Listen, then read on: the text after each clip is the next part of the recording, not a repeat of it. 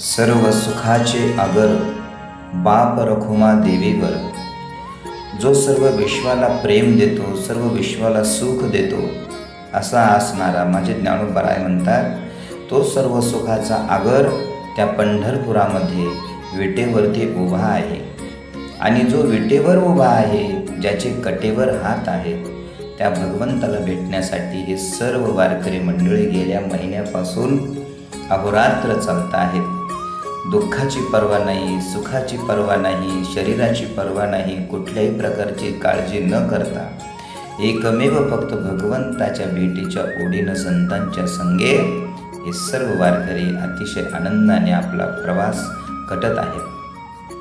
झालं आजचा शेवटचा मुक्काम आणि उद्या मात्र त्या पंढरीश पांडुरंगाच्या रावळामध्ये पदार्पण करायचं.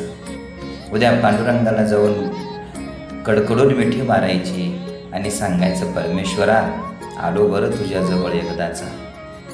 आता तू मला सुखी ठेव अथवा दुःखी ठेव, आता काय असेल ते मी सर्वस्व तुझाच आहे.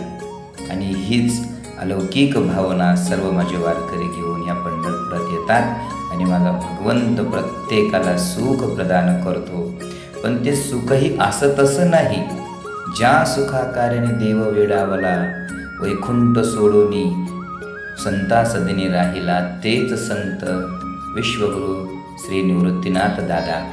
आणि निवृत्तीनाथ दादांच्या या चरणपादुकांचं दर्शन आपल्यालाही व्हावं, ह्यासाठी हा सर्व खटाटोप आहे मायबापांनो. सुंदर अशा दादांच्या पादुकांचं दर्शन.